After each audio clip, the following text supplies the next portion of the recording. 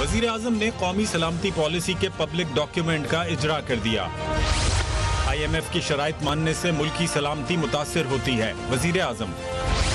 पाकिस्तान ने मईशत की चाबी IMF के हवाले कर दी, शाहिद खाकान अब्बासी। क्या पाकिस्तान ओमिक्रॉन वायरस से निपटने के लिए तैयार है?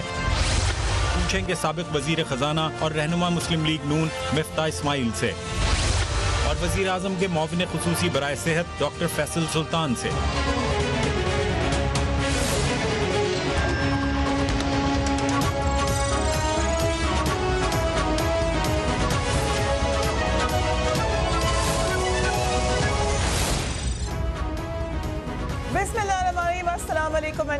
Welcome to the show. हुकूमत आखिरकार फाइनेंस तरमीमी बिल पास कराने में कामयाब हो गई है। अपोजिशन ये दावा कर रही है कि फाइनेंस बिल के बाद कौम पर अरबों रुपए के टैक्सेस का बोझ लादा जा रहा है। वजीर खजाना शौकत तरीन ने कल वजाहत की कि मिनी बजट से टैक्सेस का तूफान नहीं आएगा, डबल रोटी और दीगर आइटम्स पर टैक्स वापस दे रहे हैं। उनका मजीद क्या कहना था, लेट्स वॉच दैट। 343 बिलियन जो है उसमें से आप 280 बिलियन अगर रिफंड ही हो जाना है और उसके बाद सिर्फ जो 71 बिलियन रह जाता है, तो इसका मतलब ये टैक्स का तूफान तो नहीं है, ये कुछ और है। और क्या है? डॉक्यूमेंटेशन है। क्या वावेला मचा हुआ है कि जनाब तूफान आ गया है और ये मतलब पता नहीं गरीब पता नहीं किधर हो गया, क्या हो जाएगा।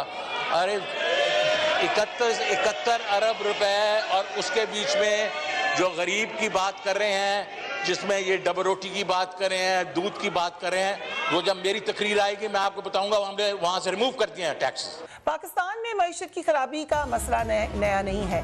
1960 की दहाई के बाद हर जाने वाली हुकूमत मईशत को बेहतर हालत में छोड़कर जाने की दावे करती आ रही है। इस वक्त भी जो अपोजिशन है वो मुसलसल ये कह रही है कि मौजूदा हुकूमत मईशत के महाज पर मुकम्मल तौर पर नाकाम है, मगर हुकूमत बज़िद है कि जो भी मामलात हैं वो पिछली हुकूमतें खराब करके गई हैं। देखिए हमारा सन ने क्या कहा। मईशत में इन्होंने इतनी सख्त भी नहीं छोड़ी थी कि जो हमारे वाजिबुल अदा कर्जे हैं हम वो वापस कर सकें। जब हम आए हमें दोस्त ममालिक से मदद लेनी पड़ी पहले दूसरे महीने में, ताकि हम अपने जो वाजिबुल अदा हमारे कर्जे हैं वो हम वापस कर सकें और हम दिवालिया मुल्कों की फहरिस्त में शामिल ना हों। ये कहते हैं हमारी बड़ी अच्छी गवर्नेंस थी। तो फिर आपके आखिरी साल में तमाम credit rating agencies, बैनुल-अक़वामी credit rating agencies जो ममालिक को मईशत के हिसाब से तरतीब देती हैं कि किस में कितनी जान है, सब ने इनकी मईशत को डाउनग्रेड कर दिया। और जब हम आए तो हमारे पहले साल के बाद सब ने दोबारा अपग्रेड किया। मईशत, मिनी बजट और IMF दीगर अमूर पर बात करने के लिए हमारे साथ मौजूद हैं former finance minister Miftah Ismail साहब। Thank you so much for joining us on the programme. वजीर खजाना शौकत तरीन वो कहते हैं मेन जो रीजन है हमारा ये करने का, या IMF ने हमें कहा है कि ये करो, वो डॉक्यूमेंटेशन है। फाइनेंस बिल में 343 अरब की टैक्स छूट खत्म करना ठीक फैसला नहीं है। अगर इस मुल्क के इससे इजाफा होता है टैक्स में तो फिर बुराई क्या है इसमें? शुक्रिया फ्रिया। देखिए, गुजारिश ये है कि ये जो शौकत भाई बात कर रहे हैं कि 2 अरब का सिर्फ गरीब के ऊपर इम्पैक्ट आएगा या लोगों के ऊपर इम्पैक्ट आएगा, ये क्लियरली ठीक बात नहीं है। 343 अरब रुपए का अगर आप 6 माह के अंदर टैक्स बढ़ा रहे हैं, जो कि 700 एवरेज 7 में आएगा, तो उसकी महंगाई का इम्पैक्ट तो आएगा ना। मिसाल के तौर पर अगर आप लाल मिर्च पे टैक्स लगा रहे हैं, सेल टैक्स 17%, तो महंगी तो होगी।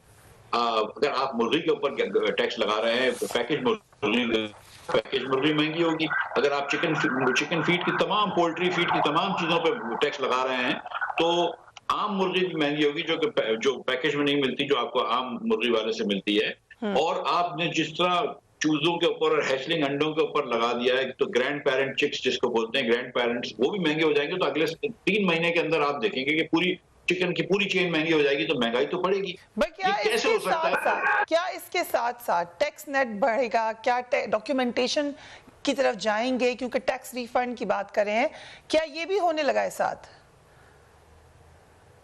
देखिए, मिसाल के तौर पर अगर आप इन्फेंट फार्मूले के ऊपर सेल टैक्स लगाते हैं, तो यस आप मतलब, लेकिन अभी भी आपको डॉक्यूमेंट है। आपको 4-5 कंपनियां जो दूध बनाती हैं पाकिस्तान में, आपको डॉक्यूमेंट है कि वो क्या है। मुझे इसमें समझ میں نہیں آ رہا کہ ایڈیشنل ڈاکیومنٹ کیا آ رہا ہے. اگر آپ ایک طرف یہ سوچ رہے ہیں مثال کے طور پر کہ ہم ریئل اسٹیٹ کے ریٹ کو جو بلین ڈالرز کی بڑی بڑی ٹرسٹ ہے اس کو ہم انکم ٹیکس سے استثنا دے رہے ہیں, ہم اس کو ڈیویڈنڈ ٹیکس نہیں دے رہے. آپ ریئل اسٹیٹ کے اوپر کنسٹرکشن کے اوپر جو بڑے گھر ہیں جو کنسٹرکشن والے اور گھر سے مراد بڑے بڑے گروپس ہیں, اگر وہ اربوں روپے کی بلڈنگیں بناتے ہیں ہم اس کے اوپر انکم ٹیکس لینا سمجھتے ہیں کہ ضروری نہیں ہے, تو وہاں ہم ڈاکیومنٹیشن ہم کو یاد نہیں آ رہا.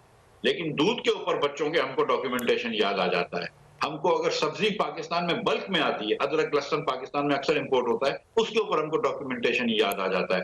لال مرچ کے اوپر ہم کو ڈاکیومنٹیشن یاد آ جاتا ہے. انڈوں کے اوپر ہم کو ڈاکیومنٹیشن یاد آ جاتا ہے. تو پھر یہ بات تو کہیں گے نا کہ تھوڑی سی کہیں پر انکنسسٹنسی ہے حکومت کے سٹینڈز پہ. کوسچن اگین یہی ہے کہ کیا یہ طریقہ کار ڈاکیومنٹیشن بہتر کر سکتا ہے کہ نہیں, کیونکہ تو شبر زیدی صاحب ہی کہتے ہیں کہ اصل مسئلہ ڈاکیومنٹیشن کا ہے. دیکھیے ڈاکیومنٹیشن جب بھی وہ حکومت کو, میں خود بھی وزیر رہ چکا ہوں, جب بھی حکومت کو ٹیکس ریز کرنا ہوتا ہے نا تو وہ بہانہ ڈاکیومنٹیشن کا ہوتا ہے. کتنی ڈاکیومنٹیشن کرو گے بھائی, مطلب کتنی ڈاکیومنٹیشن کرو گے. جی آپ ٹرک آف دا ٹریڈ بتا رہے ہیں ہمیں, آپ کہہ رہے ہیں کہ یہ ایسے ہی بول دیتے ہیں. کیا ڈاکیومنٹیشن نہیں ہے, مطلب جو چیز پورٹ سے آ رہی ہے وہ ڈاکیومنٹ نہیں ہے کیا, اس کے اوپر آپ سیل ٹیکس لگا رہے ہیں, بول رہے ہیں ہم ڈاکیومنٹیشن کر رہے ہیں. او بھائی تمہارے پورٹ سے آ رہی ہے, پورٹ پہ آ کے کسٹم سے نکل رہی ہے, تو ڈاکیومنٹیشن تو ہے نا اس کے اوپر. کس چیز کی ڈاکیومنٹیشن کر رہے ہیں, یہ کون سی ڈاکیومنٹیشن ہے میری سمجھ سے باہر ہے. جو آلریڈی ڈاکیومنٹڈ ہے, پورٹ سے چیزیں آ رہی ہیں وہ ڈاکیومنٹڈ ہے, پاکستان میں پروڈیوس ہو رہی ہے ملوں کے اندر فیکٹری میں, وہ ڈاکیومنٹڈ ہے. مجھے یہ بتائیے کہ یہ کیا ڈاکیومنٹیشن کا عمل ہے.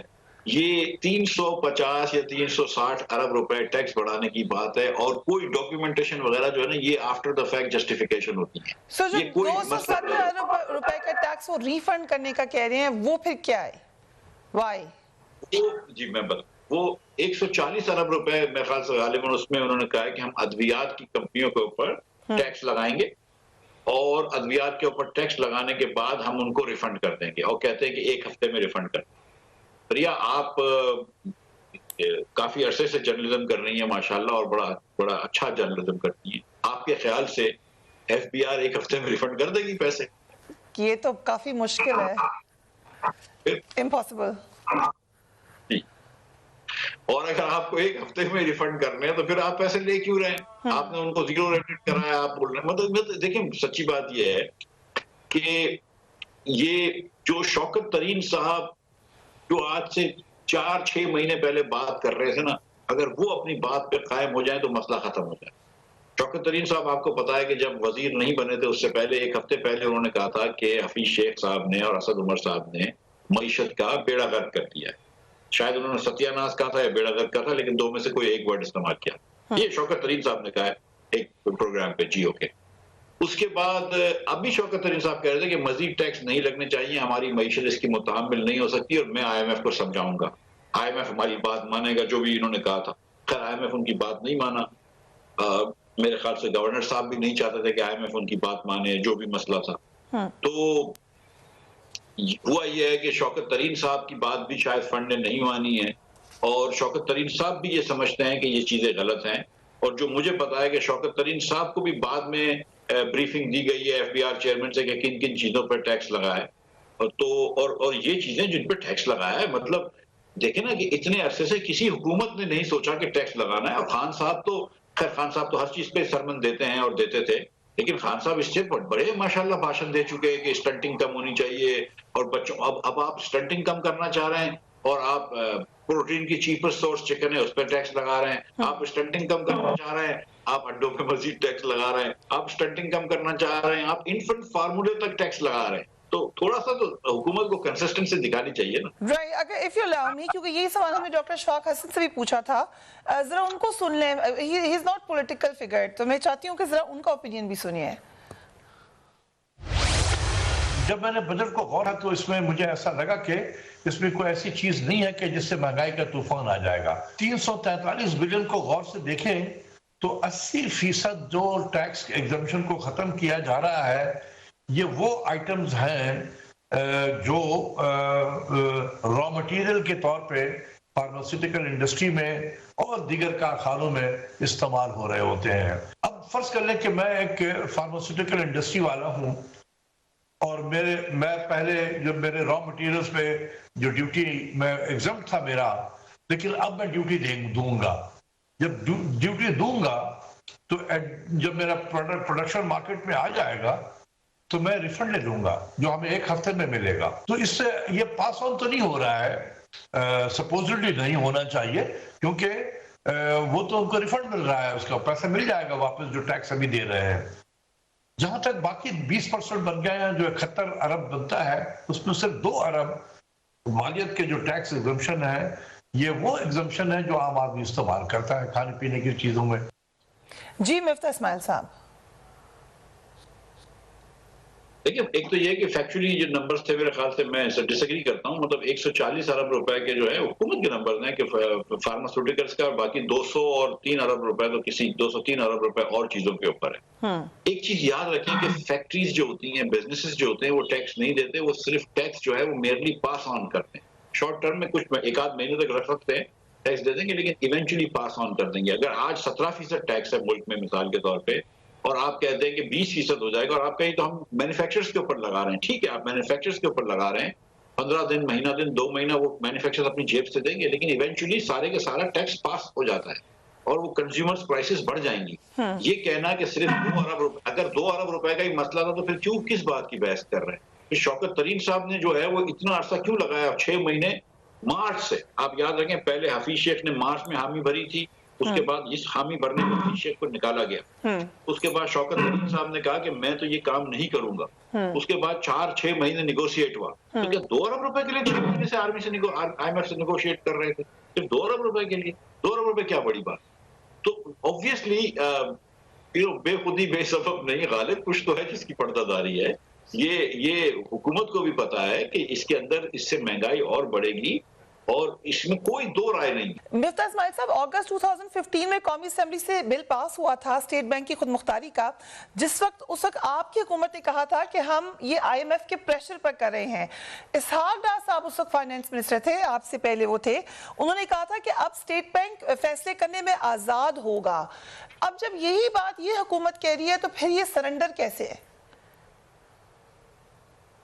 نہیں دیکھیں, بالکل اسٹیٹ بینک کی آزادی ہونی چاہیے, اور اسٹیٹ بینک کی آزادی تو 90 کی دہائی سے ہے.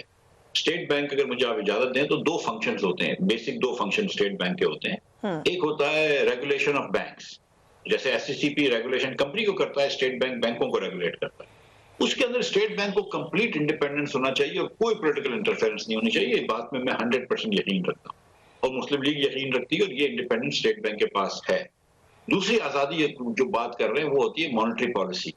مانیٹری پالیسی کے اندر بھی اسٹیٹ بینک کو اجازت انڈیپینڈنٹ ہوتی ہے. آخر میں جو ڈالر کا فیصلہ ہوتا ہے یا انٹرسٹ ریٹ کا فیصلہ ہوتا ہے وہ اسٹیٹ بینک کے پالیسی بورڈز ہی کر رہے ہوتے ہیں, لیکن ایک کوآرڈینیشن ہوتا ہے فسکل پالیسی کا جو کہ فائنانس منسٹری چلا رہی ہے, اور مانیٹری پالیسی کا جو کہ اسٹیٹ بینک چلا رہا ہے. ان دونوں کا کوآرڈینیشن ہوتا ہے. اب یہ کر رہے ہیں 2 چیزیں, ایک تو یہ کر رہے ہیں کہ یہ کوآرڈینیشن ختم کر رہے ہیں کہ مانیٹری پالیسی ایک دم انڈیپینڈنٹ چلے گی, فسکل پالیسی ایک دم انڈیپینڈنٹ چلے گی. ایک یہ جو ہم سمجھتے ہیں کہ غلط ہے, اور دوسرا اسٹیٹ بینک ادارے کی ہم آزادی کے اوپر کوئی مسئلہ نہیں کر رہے, لیکن جو فرد واحد کو, جو گورنر صاحب کو آپ وائس رائے بنا رہے ہیں, to use common use press, لیکن یہ گورنر صاحب کو جو آپ ایک دم بہت زیادہ پاور دے رہے ہیں, ڈکٹیٹوریل پاورز دے رہے ہیں فرد واحد کو, کہ ڈپٹی گورنر بھی اس کی مرضی سے آئیں گے, وہ اسمبلی میں بھی اگر نہیں چاہے گا تو نہیں آئیں گے, لیجسلیشن بھی اس سے پوچھ کے انیشیٹ شروع ہوگی. اس پہ بہت زیادہ ڈینائی کرتے ہیں شوکت ترین صاحب. ایک تو وہ کہتے ہیں, انہوں نے بڑا کھل کے یہ بھی کہا جرنلسٹ کے سامنے کہ میں فائر کر سکتا ہوں, کر دوں گا فائر اگر کوئی ایسا مسئلہ ہوا, ہم مل کے کام کریں گے, بورڈ آف گورنر ہے وہ ہم نے چنا ہوگا, سب کچھ ہمارے انڈر ہوگا. ہی سیمز ٹو تھنک کہ کوئی فرق نہیں پڑنے جا رہا. دوسری جو بات آپ کر رہے ہیں وہ یہ بھی آپ الزام لگاتے ہیں, آپ وہ کہتے ہیں کہ PMLN کے زمانے میں نوٹ چھاپے گئے, PMLN کے زمانے کا ہی بیگج ہے جو آج مجھے IMF سے اتنا مسئلہ ہو رہا ہے, تو ہم تو خود مختار کر رہے ہیں. اینڈ ہی بلیوز کہ میں جس وقت چاہوں جو بھی ڈیسیجن لے سکتا ہوں. This is his opinion. What do you say? چلیں اگر سمجھ لیجئے کہ شوکت ترین صاحب بڑے پاورفل پرسنالٹی والے آدمی ہیں, تو کیا ہر وقت شوکت ترین زندگی بھر تو نہیں رہیں گے نا وزیر خزانہ؟ کبھی ہم جیسے لوگ بھی آئیں گے. شوکت ترین کر سکتے ہیں, ہی کین فائر. مثال ہے, اگر سمجھ لیجئے یہ فائر بھی کر سکتے ہیں, لیکن قانونی طور پہ تو ہونا چاہیے نا. شوکت ترین تو پتہ نہیں کس طرح فائر کریں گے. قانونی طور پر آپ نہیں کر سکتے فائر, ٹھیک ہے, اگر ایک مرتبہ آپ نے رکھ لیا گورنر صاحب کو تو آپ نہیں نکال سکتے. اگر آپ کو ٹرولی انڈیپینڈنٹ گورنر چاہیے تو آپ کو سیکنڈ ٹرم بھی نہیں ہونی چاہیے. آپ نے تو یہ بھی اجازت دے دی کہ 5 سال بعد ایک اور 5 سال رینیو کریں گے. یہ ایک اور 10 ایئر 10 ایئر پلان لگ رہا ہے. بھائی اگر آپ منع کر دیں کہ ایکسٹینشن کی ضرورت نہیں ہے، نمبر ایک، اگر آپ کو سچ مچ پاورفل کرنا ہے. نمبر دو، اگر آپ اتنے پاورفل ہیں تو پھر آپ یہ مطلب اس وقت مجھے آپ معلوم کر کے بتائیے فریہ، آپ تو بڑی جید جرنلسٹ ہیں، کہ کتنی مرتبہ شوکت ترین صاحب اور گورنر صاحب آپس میں گفتگو فرماتے ہیں؟ کتنی مرتبہ یہ گورنر صاحب حفیظ شیخ صاحب سے گفتگو فرماتے تھے؟ یہ تو آپس میں بات نہیں کرتے. یہ کیا فائر کریں گے ایک دوسرے کو؟ یہ تو آپس میں بات نہیں کرتے. یہ بات درست ہے، مطلب یہ بات چھپی ہوئی ہے. لیکن everybody in Islamabad knows, everybody in Karachi knows that the governor and the finance minister, this governor has not been speaking to Hafiz Sheikh, now he doesn't speak to Shaukat Tareen. So یہ آپ ministry کے لوگوں سے پوچھیں، وہ آپ کو بتائیں گے کہ آدھی گڑبڑ جو IMF نیگوسیشن میں ہوئی ہے تو گورنر صاحب کی وجہ سے ہوئی ہے. یہ منسٹری کا پوائنٹ آف ویو ہے، صحیح ہو یا غلط ہو، یہ منسٹری کا پوائنٹ آف ویو ہے. تو یہ کون سا کوآرڈینیشن کر رہے ہیں؟ مطلب اس وقت یہ کیا کوآرڈینیشن کر رہے ہیں؟ ایک دوسرے کو انڈرمائن کرنے کی کوشش کر رہے ہوتے ہیں جب دونوں لوگ. مفتاح اسماعیل صاحب مہمان ہے. We'll take a break and we will be right back.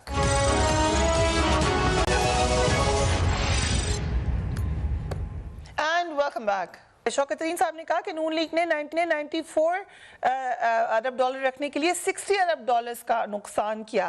جب یہ فگرز کویسچن ہوئے، کیونکہ اسحاق ڈار صاحب کی ٹویٹ آپ نے دیکھی ہوگی، انہوں نے کہا کہ جھوٹ ہے یہ، اس پر انہوں نے کہا میں آپ کو پورا چارٹ بنا کے دے دوں گا کہ یہ ایسا ہی تھا، مصنوعی طریقے سے روک کر آپ نے نقصان پہنچایا 60 ارب ڈالر کا پاکستان کو.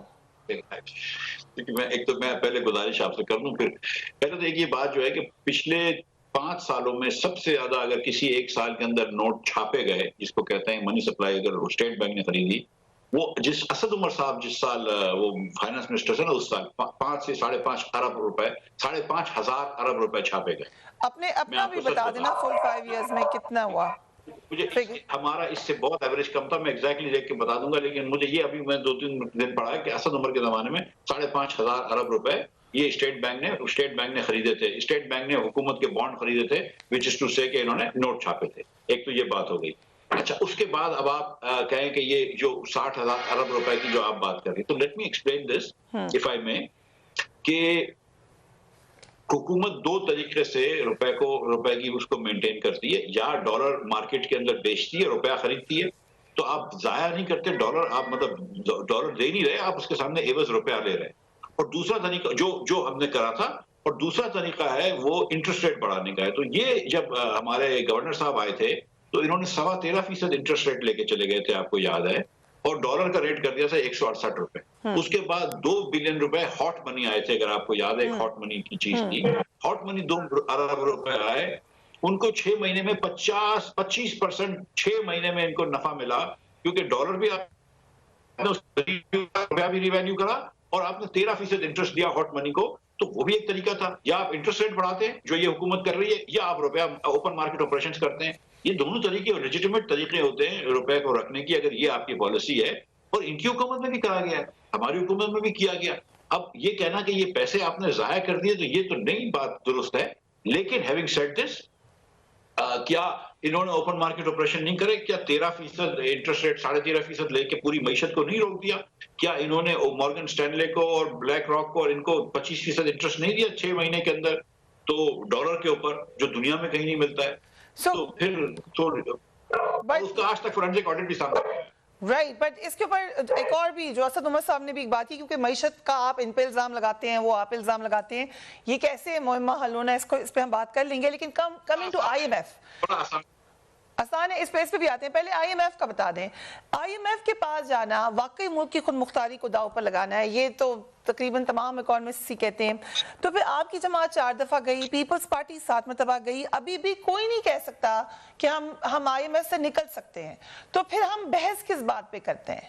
دیکھیں، ایک بات میں آپ کو بتاؤں کہ کوئی ملک جو ہے نا وہ IMF کے پاس جا کے ترقی نہیں کر سکتا. تو ہم کو IMF سے ہمیشہ کے لیے جان چھڑوانی ہے، اس پہ کوئی دو رائے نہیں.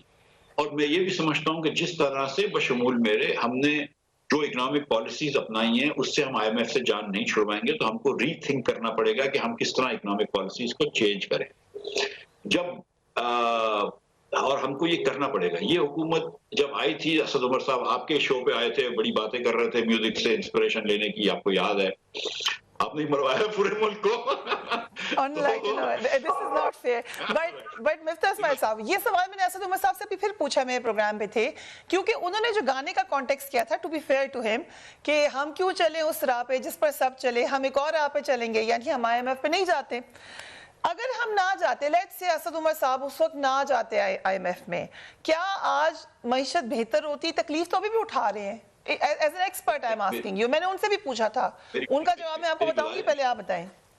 میری گزارش یہ ہے کہ IMF کے پاس چلے گئے وہ ٹھیک ہے, اس وقت اگر ان کو لگ رہا تھا کہ ضروری ہے تو ٹھیک ہے, مجھے بھی لگ رہا تھا کہ جانا چاہیے, اس میں کوئی بحث نہیں ہے, ٹھیک ہے. اسد عمر صاحب اور یونس دھاگا صاحب جو ڈیل کر رہے تھے وہ بہرحال بہتر ڈیل تھی, لیکن جو حفیظ شیخ صاحب اور گورنر صاحب نے جو ڈیل کری وہ پاکستان کے لیے مناسب ڈیل نہیں تھی میرے خیال سے. انہوں نے تو وہ چیزیں کر دی جو کہ وہ کر چکا ہے جو واجب بھی نہیں تھے. اچھا, دوسری بات یہ کہ اسد عمر صاحب شروع میں یہ کہتے رہے, اور خان صاحب تو آپ کو پتا ہے ہر تقریر میں ماشاءاللہ دھرنے کی کہتے تھے کہ وہ اسٹرکچرل چینجز لے کر آئیں گے. اب میں یہ سمجھتا ہوں کہ ہم جب بجلی کے پلانٹس لے کر آ رہے تھے پاکستان میں تو اس کی وجہ سے ہمارا امپورٹ بل بڑھ گیا, جس سے کرنٹ اکاؤنٹ ڈیفیسٹ بڑھا. اور اس کے بعد ہم ایک سافٹ لینڈنگ کر سکتے تھے جو اسد عمر صاحب نے نہیں کری, لیکن جو اسٹرکچرل چینج کی بات کری وہ تو یہ نہیں کر پائے. تو 3 سال کے اندر ابھی تو آپ کی 4% گروتھ ہوئی. ہماری جو ہم نے اگر کرنٹ اکاؤنٹ ڈیفیسٹ کیا تو اس کو انہوں نے مسئلہ سلجھایا کووڈ کی وجہ سے, اور بھی آسانی ہو گئی, لیکن اس کے بعد جیسے ہی گروتھ ہوئی آپ پھر پھنس گئے اسی دلدل کے اندر. جو 2008 میں آپ کو فریہ یاد دلاؤں کہ جب مشرف صاحب چھوڑ کے گئے تھے تو 8.2% تھا کرنٹ اکاؤنٹ ڈیفیسٹ. ہم تو 6% چھوڑ کے گئے تھے, مشرف صاحب 8.2%. جب پیپلز پارٹی چھوڑ کے گئی تھی تو ریزرو جو تھے وہ 7 بلین سے کم رہ گئے تھے. تو یہ پاکستان بار بار اس مسئلے میں آتا ہے, ہر حکومت کی وجہ سے یہ مسئلے میں آیا ہے.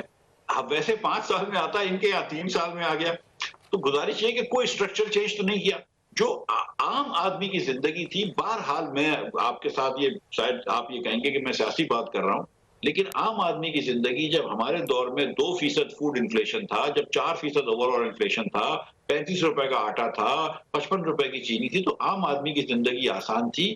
خان صاحب کے آنے کے بعد یہ بات ٹھیک ہے آپ کی, لیکن اسٹرکچرل ریفارم نہ آپ کر سکے, نہ آپ سے پہلے کوئی کر سکا, نہ یہ کر سکے, بدتریج خراب ہوا. اب اسی کو لے لیں, جو شوکت ترین صاحب کا موقف ہے, آپ نے ان کا انٹرویو دیکھا ہوگا, اور پھر ان سے جب ہم نے تفصیلی پوچھا تو انہوں نے سمجھایا کہ میں نے یہ کیوں کہا. انہوں نے کہا کہ میں نے پیپلز پارٹی کے پلیٹ فارم سے بھی IMF سے ڈیل کی اور PTI کے پلیٹ فارم سے بھی کی, اور اس وقت تو it was a piece of cake. اب یہ انتہائی مشکل مصیبت میں ہم لوگ ہیں.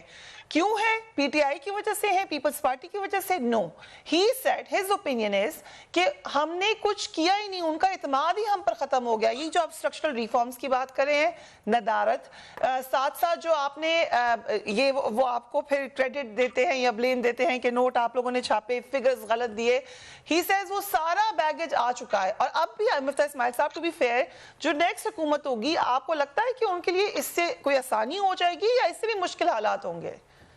میں آپ سے گزارش یہ کرتا ہوں فریہ کہ آپ یہ معلوم کروا لیں کہ کسی بھی ایک فسکل ایئر میں سب سے زیادہ نوٹ کس سال چھپے ہیں. ٹھیک ہے, یہ معلوم کر لیں.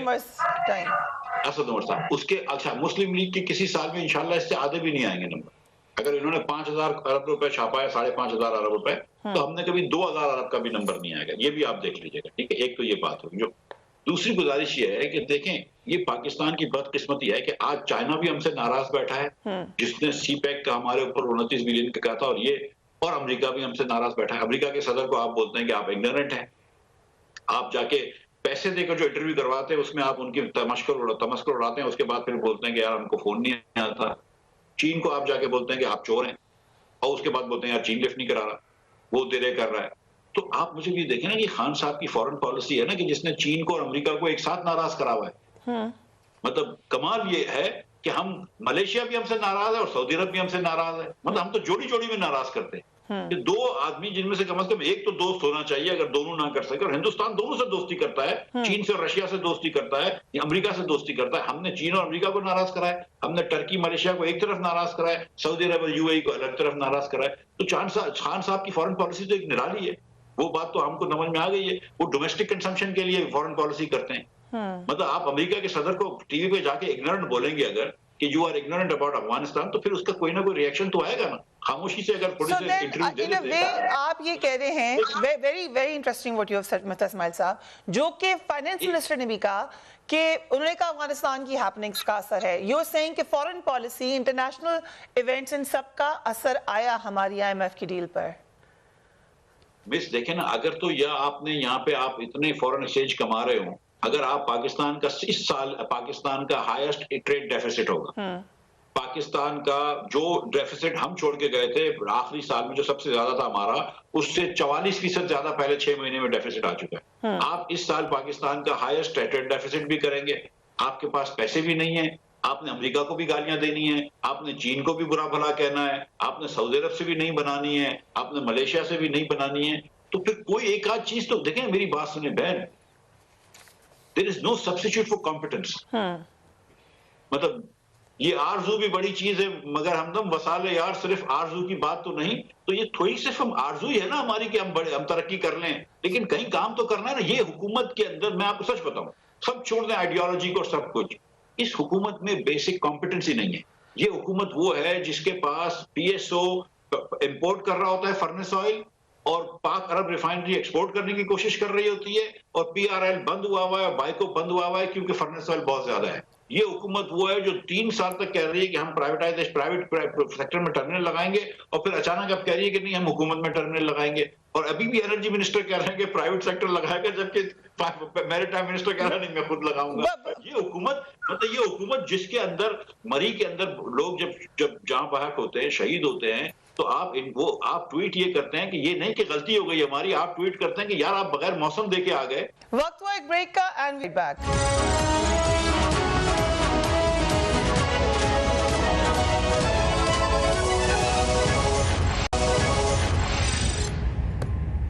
Welcome back. آخری کوشچن ریگارڈنگ IMF, جو کہا احسن اقبال صاحب نے کہ ہم سے کر لیں negotiate, is this like, obviously انہوں نے کہا ہے تو یہ ایک سیریس آفر ہی ہوگی. آپ یہ سمجھتے ہیں کہ اگر آپ لوگ کریں گے نیگوشیٹ تو آپ کو بہتر ڈیل مل جائے گی IMF سے؟ دیکھیں ہم تو چھوڑ دیں کہ ہم نیگوشیٹ کیا کریں گے. پہلے تو گزارش یہ کہ جو اسد عمر صاحب نے اور یونس داگا صاحب نے نیگوشیٹ کری تھی وہ بہتر ڈیل تھی جو حفیظ شیخ اور وہ کر کے گئے. آپ یہ دیکھیں نا کہ یونس داگا صاحب کو کمرے سے نکالا گیا ہے, فائنانس سیکرٹری تھا اس وقت, اس کو کمرے سے آپ نے نکال دیا, اور آپ 3 دن پہلے گئے, گورنر صاحب آئے, نئے فائنانس منسٹر صاحب آئے, انہوں نے ڈیل کر لی. وہ چیز جو IMF نہیں مان رہی تھی وہ آپ نے مان لی. IMF بات کرتا ہے سارا دن کہ اسٹیٹ بینک انڈیپینڈنٹ ہو, اسٹیٹ بینک کو آپ نے منسٹری آف فائنانس سے تو انڈیپینڈنٹ کر دیا, IMF سے تو انڈیپینڈنٹ نہیں کرتے. IMF کی تو ہر منشا پہ اسٹیٹ بینک چلتا ہے, لیکن منسٹری آف فائنانس کی عقل پہ نہیں چل سکتا ہے. اسٹیٹ بینک کا گورنر آپ کو کہتا ہے 2 مہینے تک انٹرسٹ ریٹ نہیں بڑھیں گے. بھائی فیصلہ تو بورڈ کرتا ہے, آپ اکیلے فرد واحد تو نہیں کرتے. آپ نے کیسے کہہ دیا کہ انٹرسٹ ریٹ نہیں بڑھیں گے؟ یعنی کہ اب ایک فرد واحد جو IMF کا امپلائی تھا وہ فیصلے کرے گا پاکستان میں کہ انٹرسٹ ریٹ کیا ہوگا. What is your dream اگر آپ کی گورنمنٹ دوبارہ آتی ہے؟ تو پہلے یہ بتا دیں, اسحاق ڈار صاحب کی سینٹرشپ واپس مل گئی, ان کو مبارک ہو. آپ کو فائنانس منسٹر آپ ہوں گے یا وہ ہوں گے اگر حکومت دوبارہ آتی ہے؟ پہلے تو یہ بتا دیں. یہ ہمارے پرائم منسٹر کا فیصلہ ہوگا کہ پہلے تو ہم کو یہ آپ بتائیں گے. نہیں پتا کہ پرائم منسٹر کون ہے. ویل سیڈ, پہلے پرائم منسٹر کا تو پتہ چل جائے. ٹھیک ہے چلیے, ویل سیڈ. یہ بتا دیں کہ آپ جب جو بھی ہوگا PMLN جائے گی IMF کے پاس ہی اگر PMLN آتی حکومت میں, یا آپ کوئی خواب دکھائیں گے کہ طائر لاہوتی اس رزق سے موت اچھی جس رزق سے آتی ہو پرواز میں کوتاہی؟ آپ کو یاد ہوگا 2013 کے الیکشن کیمپین میں نواز شریف صاحب نے بار بار پڑھا یہ شعر. دیکھیے پاکستان کے اندر بہت ساری چیزیں پازیٹیو ہیں. آج ہم یہ سمجھتے ہیں کہ, اور میں یہ چیلنج کرتا ہوں کہ دنیا کے اندر شاید ہی کوئی ایسا ملک ہو جس کے پاس پاکستان سے زیادہ انرجی ایفیشینٹ پلانٹس لگے ہوئے ہوں. لیکن بجلی کے لگانے کے پلانٹ بنانے کے اتنے اچھے ہمارے پاس پلانٹ لگے ہوئے ہیں. اگر ہم یہ تھوڑے سے فرنس آئل کے پلانٹس بند کر دیں, اور انشاءاللہ پہلے دن ہماری حکومت آئے گی اور زندگی بھر کے لیے پلانٹوں کو بند کر دیں گے, اور میں فرنس آئل کی لابی سے معذرت بھی کر لوں گا, تو جب یہ پلانٹ بند کر دیں گے تو بجلی بھی انشاءاللہ سستی بنائیں گے. ہم بجلی سستی کر دیں گے, آپ دیکھیے گا, اور پورے پاکستان کو ہم گریڈ پہ لے کر آئیں گے اور بجلی زیادہ بیچیں گے. ہم سمجھتے ہیں کہ پاکستان بہت اچھے وسائل والا ملک ہے. اس کے ساتھ غلطیاں ہم نے کری ہیں, اور اگر ہم یہ غلطیاں کرنا ختم کر دیں, اس ملک میں امیر لوگوں کی رینٹ سیکنگ ختم کر دیں. آپ یہ دیکھیں نا کہ میں اور آپ کیا بحث کر رہے ہیں کہ ہم مرچی کے اوپر ٹیکس لگایا, مرغی کے اوپر ٹیکس لگایا, لیکن ریل اسٹیٹ کے اوپر اس حکومت نے ٹیکس نہیں لگایا. 2 سال سے خان صاحب نے ریل اسٹیٹ کو ایمنسٹی دی ہوئی ہے, ادھر ڈاکیومنٹیشن کی ضرورت نہیں آتی. برف گرتی ہے تو بیچارے مسلمانوں پر رحمتیں ہیں تیرے اغیار کے کاشانوں پر. تو یہ خان صاحب کی بھی جو بینیفیکشن رہتی ہیں وہ اغیار کے کاشانوں پہ, اے ٹی ایم کے کاشانوں پہ. پاکستانی ہے نا, اس کو آپ اغیار کے کاشان, لیکن وہ پاکستانی جو ہے وہ آپ کی طرح حیثیت والے لوگ ہیں نا. لیکن let's watch what Asad Umar said about you. Let's watch Asad Umar. 2018 کے شروع کے مہینے تھے, جناب مفتاح اسماعیل فائنانس منسٹر تھے, اور میں نے کہا جناب کہ جس رفتار سے آپ کی معیشت ڈوب رہی ہے تو یہ Titanic is about to hit the iceberg. جواب میں کھڑے ہوئے جناب مفتاح اسماعیل صاحب نے کہا کہ اسد عمر صحیح کہہ رہے ہیں, لیکن ٹائٹینک ایک بہت بڑی کشتی ہے, ہم اس کو آہستہ آہستہ آئس برگ سے بچانے کی کوشش کریں. یہ دودھ اور شہد کی ندیاں چھوڑ کے گئے تھے. جی مفتاح اسماعیل صاحب, پاکستان ایک غریب ملک ہے اور پاکستان میں معیشت کے مسائل تھے اور معیشت کے مسائل آج بھی ہیں. جب ہم گئے تھے تو کرنٹ اکاؤنٹ ڈیفیسٹ ایک ایشو تھا, میں جھوٹ تھوڑی بولوں گا, ڈینائی تھوڑی کروں گا, لیکن معیشت ایکسپورٹ کا بھی مسئلہ تھا, قرضے کا بھی مسئلہ تھا, تجارتی خسارہ, فسکل خسارہ, یہ سب تھے نا مسئلے تب بھی. ایک مس پر دیکھیں, گزارش یہ ہے کہ معیشت, کسی بھی معیشت کو آپ میجر کرنے کے لیے صرف ایک اسٹیٹسٹک تو نہیں لیں گی کرنٹ اکاؤنٹ ڈیفیسٹ. آپ دیکھیں کہ جی ڈی پی کتنی تیزی سے بڑھ رہی ہے, تو ہمارے یہاں 5.8% بڑھ رہی تھی, انفلیشن 4% سے کم تھا, فوڈ انفلیشن 2% سے کم تھا, ان امپلائمنٹ کم ہو رہی تھی, غربت کم ہو رہی تھی, تو اور قرض تھا اور قرض بڑھ رہا تھا. لیکن اب آپ نے دیکھا ہے کہ جو تیزی سے خان صاحب نے قرض بڑھایا وہ تو مطلب اس کی تو شان ہی نہیں رہا لی ہے, تو وہ اس طرح قرض بھی نہیں بڑھ رہا تھا. تو بہت ساری چیزیں اچھی تھی, لیکن ہاں کرنٹ اکاؤنٹ ڈیفیسٹ بڑھ گیا تھا کیونکہ بہت سارے ہم نے پلانٹس امپورٹ کرے تھے بجلی کے, جس کی وجہ سے امپورٹ کا بل بڑھ گیا تھا. آج عمران خان کی حکومت میں 20,000 ارب روپیہ وہ بڑھ گیا ہے liabilities and debt and liabilities, 16,000 ارب روپیہ ڈیٹ بڑھ گیا ہے. اور ہم نے تو 10,000 ارب روپیہ جب ڈیٹ بڑھایا تھا, 10,600 ارب روپیہ, تو بکی بلوکی اور حویلی بہادر میں پلانٹ لگایا, 1700 ملی میٹر موٹر وے بنائے, اس ساہیوال کراچی پورٹ میں بجلی گھر لگائے, کول کے 2 LNG کے ٹرمینلز لگائے. خان صاحب نے کیا لگایا ہے؟ لنگر خانے جو خان صاحب نے بنائے وہ بھی سیلانی ویلفیئر ٹرسٹ والوں نے بنا کے دیے. تو خان صاحب نے تو یہ پیسے ضائع کر دیے. 16,000 ارب روپیہ اتنا ہوتا ہے کہ پورے پاکستان کو 3 سال تک اگر خان صاحب بجلی, گیس, چینی اور آٹا مفت دیتے تو بھی 16,000 ارب روپے کا بل نہیں آتا. خان صاحب نے دیکھیں, آپ کمال ہے کہ 5 سال نواز شریف کے دور میں 55 روپے کی چینی چل رہی تھی, جیسے خان صاحب آئے ماشاءاللہ سے 70 روپے ہو گئی, 3 مہینے بعد پھر 100 روپے ہو گئی, اب 100 روپے کے اوپر ہے. آٹا 70 روپے ہو گیا, تیل, کھانے پینے کا خوردنی تیل آج 450 روپے کلو ہے.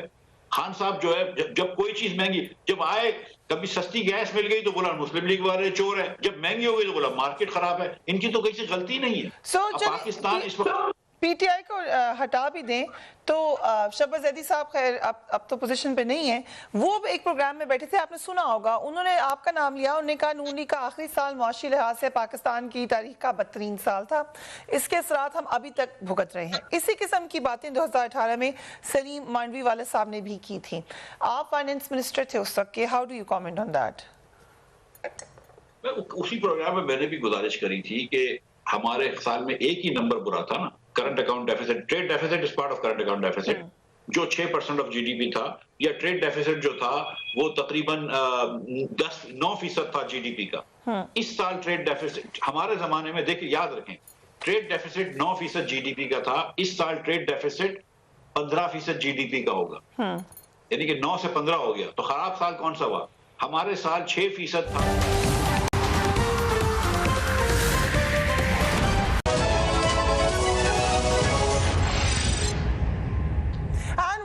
کرونا کی نئی قسم اومیکرون نے دنیا بھر میں پھر سے خطرے کی گھنٹی بجا دی ہے.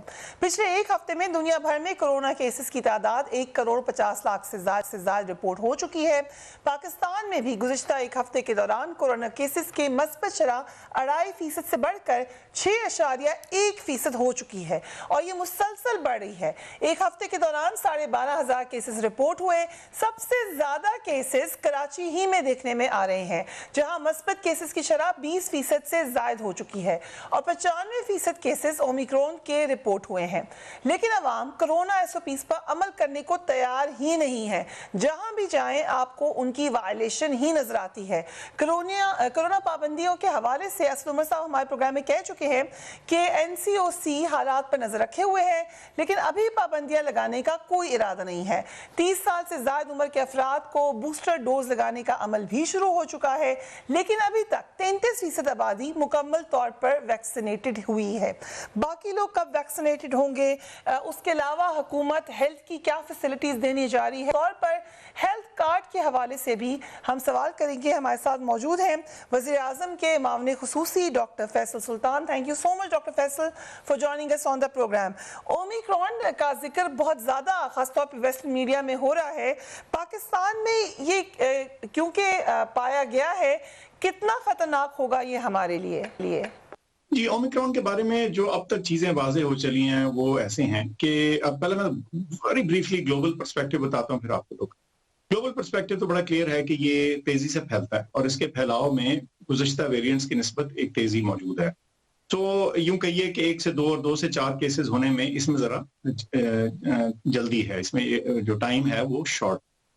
अब हमारे यहाँ भी हमने देखा है कि पिछले चंद दिनों में ही जो पॉजिटिविटी की शरह है वो बढ़ गई है और शुरू हुआ कराची से, अब लाहौर में भी हमें परसेंटेज पॉजिटिविटी ऊपर जाती नजर आ रही है। ये चीज तो क्लियर है कि हमारे यहाँ भी इनमें इजाफा हो रहा है इन्फेक्शंस में और तेजी से हो रहा है। दूसरा जो सवाल आता है वो ये कि एक इंडिविजुअल के लिए, एक फर्द के लिए जब इन्फेक्शन होती है तो उसका रिस्क कितना है। तो अभी तक जो ग्लोबल पर्सपेक्टिव है वो ये लग रहा है कि निस्बतन बाकी गुज़श्ता वेरिएंट्स की निस्बत शायद ये उतना मुहलिक ना साबित हो, लेकिन अभी पाकिस्तान के अंदर हम इसके बारे में कुछ नहीं कह सकते। उसकी वजह यह है कि अभी हमारे यहाँ जो इनकी तादाद है केसेस की, उसको ऊपर जाते हुए अभी चंद दिन ही हुए हैं और आपको मालूम है कि बीमारी शुरू होने से लेकर उसकी सीवियर असरात आते तक कुछ दिन लगते हैं, हफ्ता 10 दिन लगते हैं। तो मैं समझता हूँ कि अगले हफ्ते में ये चीज क्लियर होगी कि हमारे यहाँ शदीद बीमारियों की शरह क्या है। तो इसी पस मंजर में मेरी तो दरखास्त लगातार सबसे ये रही है कि इसको अभी आसान ना लें और मास्क का इस्तेमाल लाजमन कीजिए और हजूम से फिर भी बचें। ठीक है, शादियों का सीजन है, ये है वो है, लेकिन कम से कम कुछ एहतियात हम अपने साथ रख सकते हैं और अगर हमने वैक्सीन नहीं लगवाई तो प्लीज उसमें ताखीर ना करें, वैक्सीन जरूर। सो डॉक्टर फैसल, वैक्सीन के हवाले से भी ये खबरें आई खासतौर पे वेस्टर्न मीडिया में कि शायद ये वैक्सीन ओमिक्रॉन के लिए कारआमद नहीं होगी। हमारे पास क्या फाइंडिंग्स हैं? क्या ये वैक्सीन ओमिक्रॉन के अगेंस्ट भी काम करेगी? कोई और वैक्सीन चाहिए या बूस्टर शॉट भी लगवानी चाहिए?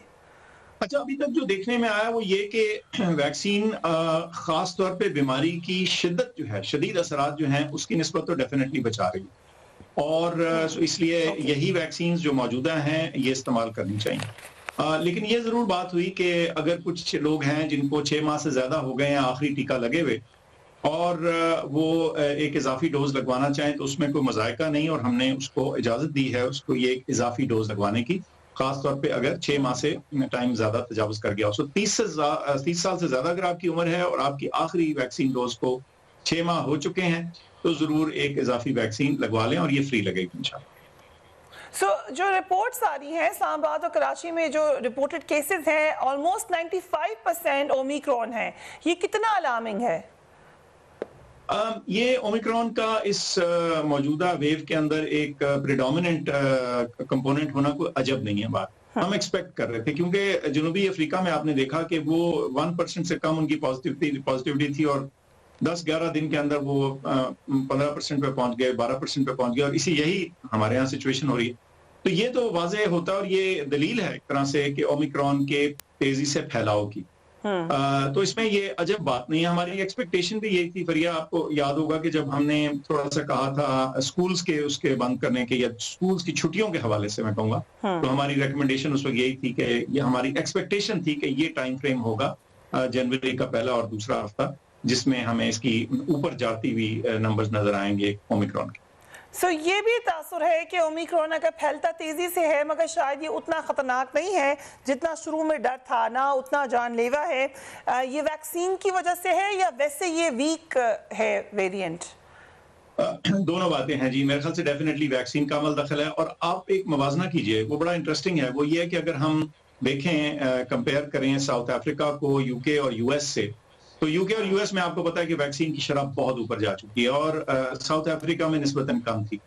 तो उनमें यानी जो लोगों का ज्यादा बीमार होना, ये शरह अमवात है, उसमें भी एक डिफरेंस नजर आ रहा था। यानी क्लियरली वैक्सीन अपना रंग दिखाती है, अपना असर दिखाती है, अपना बचाव दिखाती है। लेकिन इसमें कुछ लोगों का साइंसी एतबार से ख्याल है कि कॉन्ट्ररी टू इनिशियल व्यूज, शुरू में आपको याद है ये बड़ी बात हुई थी कि पता नहीं क्या करेगा, कॉन्ट्ररी टू इनिशियल व्यूज शायद इनफरादी लेवल के ऊपर निस्बतन थोड़ा सा ये माइल्डर हो, लेकिन मैं समझता हूं कि इसके ऊपर इस सिर्फ चीज पर भरोसा कर लेना अकल की बात नहीं, क्योंकि देखिए किसी एक शख्स को तो नहीं पता ना कि उसके साथ ये माइल्ड होगा या नहीं होगा। अभी भी हम बात तो हो रही है, दुनिया भर में हो रही है।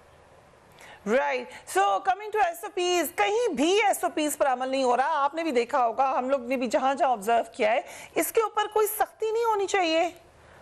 जी दुरुस्त आपने फरमाया कि बिल्कुल लापरवाही की इंतहा हो चुकी है और हम सभी कर रहे हैं, इस लापरवाही में हम शामिल हैं और इसमें थोड़ी सी स्ट्रिक्टनेस आने की जरूरत है। आज भी सुबह एनसीओसी में भी ये चीज डिस्कस हुई, इजलास के दौरान भी, और अगले चंद दिनों में जो मौजूदा कम अज कम तरीक़ेकार हैं उनको उनके ऊपर सख्ती से इतलाक के बारे में हम थोड़ा प्रेशर डालेंगे और तमाम सूबाई जो एंटिटीज हैं उनसे भी हमारी बात हुई है।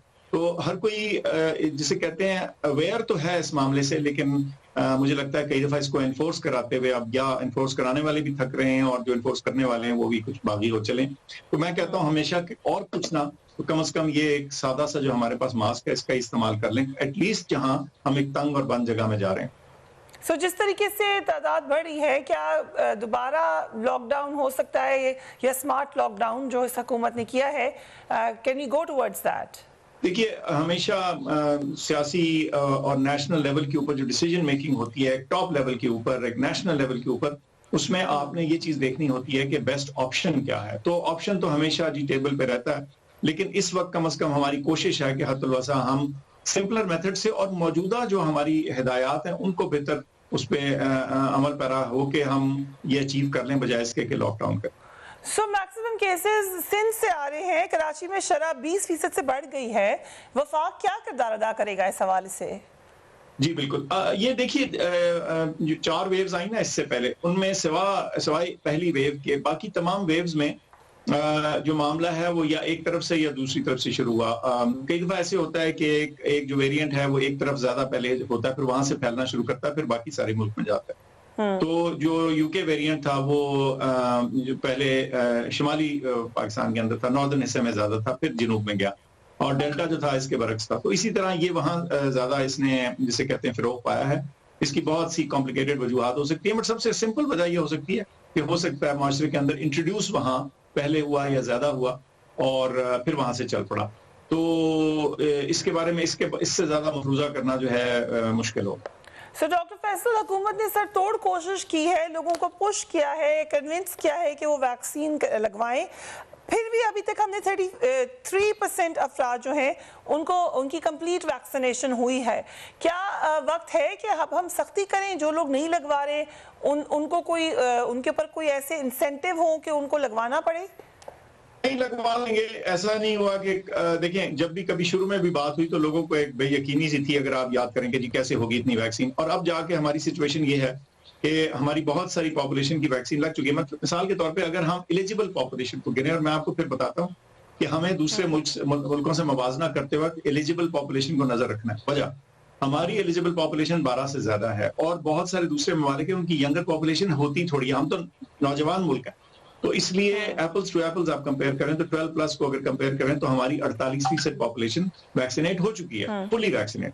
लेकिन इसका ये मतलब है कि अभी 50-52% बाकी है।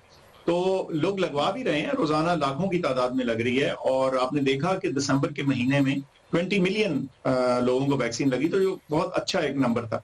तो अभी भी ये रोज की 7-8 लाख लग रही है, और इसमें हम इंशाल्लाह अगले आइंदा आने वाले हफ्तों में एक फिर से कैंपेन लॉन्च करेंगे कि इस फिगर को ऊपर से लेके जाया जाए। तो कोई इसमें जैसे कहते हैं ना डिफीटिज्म की वजह नहीं है, इंशाल्लाह हमारे लोग कोऑपरेट भी करते हैं, वैक्सीन में कोई रुकावट भी नहीं है। बस ये है कि बड़ी पॉपुलेशन है और हमने दूर तक हद तक पहुंचा। क्या हमारे पास इतनी वैक्सीन मौजूद है कि सबको लग जाए? खास तौर पे शुरू में जैसे कहा गया कि फोन सिम शायद बंद कर दी जाए, इस किस्म के कोई स्ट्रिक्ट एक्शन हो सकते हैं? वैक्सीन हमारे पास बहुत है, कोई प्रॉब्लम नहीं है वैक्सीन की सप्लाई की। पहले क्वार्टर के अंदर और इससे आगे भी हमारे पास इंशाल्लाह वाफिर मिकदार में वैक्सीन मौजूद है और तमाम इकसाम की जो हम इस्तेमाल कर रहे हैं। सख्ती का जहां तक ताल्लुक है जी, मैं समझता हूं कि वो काम जो नरमी से हल होता हो, अकल से हल होता हो, समझा के हल होता हो, लोगों तक पहुंच के होता, उसमें सख्ती की बजाय एक मंतक, एक एजुकेशन का एलिमेंट ला के किया जाए तो वो हमेशा बेहतर होता है। हमारे लोग इतने बेवकूफ नहीं है, वो ये समझते हैं मासवाए चंद लोगों के जो कई दफा उसके खिलाफ हो जाते हैं, बहुत थोड़ी है, ज्यादातर लोगों ने खुशी से लगवाई है वैक्सीन और उससे खुश भी हैं। तो मुझे नहीं ये लगता कि हमें कोई बहुत मैसिव सख्ती की जरूरत पड़ेगी, लेकिन अगर खुदा न खास्ता कोई ऐसा पॉइंट आता है जहां हमें लगे कि अब रुकावट आ रही है तो तमाम चीजें सोची जा सकती, लेकिन अभी मैं समझता हूँ कि लोग लगवा रहे वैक्सीन। सर डॉक्टर फैसल, जाली वैक्सीन सर्टिफिकेट्स के भी मामलात आए, इस हवाले से क्या इकदाम करेंगे? अच्छा देखिए, जब भी कोई चीज बनना शुरू हो उसकी 2 नंबर फॉर्म, और ये पाकिस्तान नहीं है, दुनिया जहान में लोग कोशिश करते हैं जहां अवॉइड करते हैं तो वो, लेकिन आप देखिए ना कि अगर आप टोटल नंबर ऑफ डोजेज देखें तो 153 मिलियन, और यानी ये करोड़ों वाली बात है, कहने नंबर बोलने आसान है। इस वक्त मसलन टोटल डोजेज जो एडमिनिस्टर्ड है 162 मिलियन है, 16 करोड़। तो जब आप 162 मिलियन डोजेस की बात करते हैं, उसमें अगर 0.001% कहीं किसी ने बना भी लिया हो तो वो भी चंद फिगर आ जाती है, लेकिन ओवरऑल मैं आपको बताऊं वो आटे में नमक से भी कम है। हमारे यहाँ वैक्सीन बड़ी ठीक लगी है, तो कहीं कहीं कोई वाकया सुनने को मिलता है, उसके ऊपर हमने एडमिनिस्ट्रेटिव एक्शन भी किया है, लीगल एक्शन भी। आप थोड़ा सा एक सियासी सवाल, if you allow me, Nawaz Sharif साहब की वापसी की बात हो रही है, उनके जाते वक्त आपने भी इवैल्यूएट किया था कि उनको जाना चाहिए कि नहीं जाना चाहिए। इस वक्त आपको उन्हें देखकर क्या लगता है कि वो बीमार हैं या नहीं हैं, उनको वापस आना चाहिए या इलाज करवाना चाहिए? एक तो ये कि मैंने उनको इवैल्यूएट नहीं किया था जी, बिल्कुल। मेरा विजिट मियां नवाज शरीफ साहब के पास प्राइम मिनिस्टर इमरान खान की तरफ से था और इस कॉन्टेक्स्ट में था कि उनकी बीमार कुर्सी की जाए, उनकी तीमारदारी की जाए और उनके बिहाफ पे उनकी सेहतयाबी के लिए उनकी ख्वाहिशात उन तक कन्वे की जाए। तो वो उसी हद तक बात थी। बाकी जो उनकी वापसी का मामला है, जहां उसके मेडिकल एस्पेक्ट्स हैं, वो नेचुरली जो उनके डॉक्टर्स हैं वही देख के बताएंगे। तो यहाँ से बैठ के बताना तो नामुमकिन है क्योंकि अब जरा हेल्थ कार्ड की तरफ आ जाए। खैबर पख्तूनख्वा के बाद अब पंजाब में आप ये इंट्रोड्यूस करवा रहे हैं, शुरू हो चुका है सिलसिला। अपोजिशन का एतराज़ ये है कि बजाय इसके कि आपने इस कार्ड पर खर्चा किया इतना ज़्यादा, जो एग्जिस्टिंग स्ट्रक्चर है, जो हॉस्पिटल्स है, उन्हीं को बेहतर किया जाता। अच्छा, ये ना इधर है ना और है, इसका मतलब ये नहीं कि अगर एक चीज की जाए तो दूसरी ना की जाए। बड़ी क्लियर बात है कि सरकारी अस्पतालों के म्यार को बेहतर करने के लिए सबसे पहले पाकिस्तान तहरीक इंसाफ की हुकूमत ने खैबर पख्तूनख्वा में ही बिस्मिल्लाह की थी, आगाज लिया था। मेडिकल टीचिंग इंस्टीट्यूट्स एक्ट बनाया गया जिसके तहत गवर्निंग बोर्ड्स लगे, अस्पतालों को खुद मुख्तारी दी गई ताकि वो अपने फैसले बेहतर कर सकें। उनको एडिशनल पैसे भी दिए गए, बहुत मेजर रेनोवेशंस हुई मुख्तलिफ अस्पतालों की, खैबर टीचिंग की, लेडी रेडिंग की, Peshawar institute of cardiology brand new बना, हयाताबाद मेडिकल कॉम्प्लेक्स बना, अपग्रेड हुआ। सो कहने का मकसद ये है कि ये चीज तो करनी ही करनी है, इसमें कोई शक नहीं कि जो सरकारी इदारे हैं उनको अपग्रेड करने की जरूरत है। लेकिन हमारी पॉपुलेशन बहुत बड़ी है और बहुत सी ऐसी जगहों में सरकारी सहूलियात कई दफा नहीं मौजूद होती, तो बजाय इसके कि दोबारा से वहाँ जमीन एक्वायर की जाए, बिल्ड किया जाए, पैसे खर्चे जाए, तो उसकी निस्बत अगर हम ये सेहत इंश्योरेंस प्रोग्राम में चले जाएं तो बहुत सारी जगहों में ये मिक्स होगा। कहीं लोग एक जगह जाएंगे, कहीं दूसरी जगह जाएंगे और एक बड़ा हेल्दी कॉम्पिटिशन होगा सरकारी और प्राइवेट सिस्टम के दौरान, और अवाम जो है वो खुद चूज कर पाएगी। और ये पता है, खबर बड़ी जल्दी फैल जाती है कि फलाने अस्पताल में अच्छी से कारकर्दगी और अच्छा ट्रीटमेंट हो रहा है, अच्छा सलूक हो रहा है। तो इंशाल्लाह आप देखेंगे कि इसमें हमारे हेल्थ सिस्टम के अंदर एक रेवोल्यूशन बर्पा हो चुका है। इसके असरात भी आपको देखने में मिलेंगे। तो ये इसमें खर्चा तो है, लेकिन हुकूमत को अगर अवाम की सेहत पर नहीं खर्चना तो फिर किस चीज पर खर्चना? डॉक्टर फैसल, सरकारी अस्पतालों की जो मसाइल हैं उस पर तो बहुत बात होती है, लेकिन प्राइवेट हॉस्पिटल्स जहाँ बड़ा पैसा खर्च करके लोग जाते हैं उधर भी बहुत कंप्लेंट्स हैं। मसलन गैर ज़रूरी टेस्ट लिख दिए जाते हैं, ऐसी सर्जरीज करा दी जाती हैं जिनकी ज़रूरत नहीं है, डॉक्टर्स मिस गाइड कर देते हैं, कोई चेक एंड बैलेंस नहीं है, अद्वियात लिख दी जाती हैं जिनकी ज़रूरत नहीं है। इसको कैसे देखा जा सकता है? थैंक यू फॉर आस्किंग, बेहतरीन क्वेश्चन। देखिए, पब्लिक सेक्टर के हॉस्पिटल तो सरकार के डायरेक्ट कंट्रोल में होते हैं, कोशिश होती है कि उनको उसके जरिए रेगुलेट किया जाए। कई दफा वहां भी मुश्किल होता है, इसीलिए तो मैंने ये आपको गवर्निंग बोर्ड्स और ऑटोनॉमी का जिक्र किया ताकि अकाउंटेबल सिस्टम्स हम बना सकें। लेकिन जो प्राइवेट सेक्टर है उसके लिए दो बड़े क्लियर तरीक़ेकार हैं। पहली बात, کہ جو ادارے ہیں مثلا ہسپتال ہیں کلینکس ہیں ان کو ریگولیٹ کرنے کے لیے ہیلتھ کیئر کمیشنز موجود ہیں اور اب تمام صوبوں میں بن چکے ہیں اور ان کا کام یہی ہے کہ ادارے کے اندر دی گئی سروسز کا معیار جو ہے خاص طور پر پرائرٹی معیار ہے اس کو بلند رکھیں. جب کمپٹیشن آتا ہے خود بخود پرائسز جو ہیں کمپیٹ کر کے نیچے آتی ہیں. اب آپ کے سامنے صحت کارڈ کے ذریعے چونکہ مختلف ہاسپٹلس کو اس کی وہ مل رہی ہے تو وہ کمپیٹ کر رہے ہیں پیشنٹس کے لیے اور ریٹس کے لیے.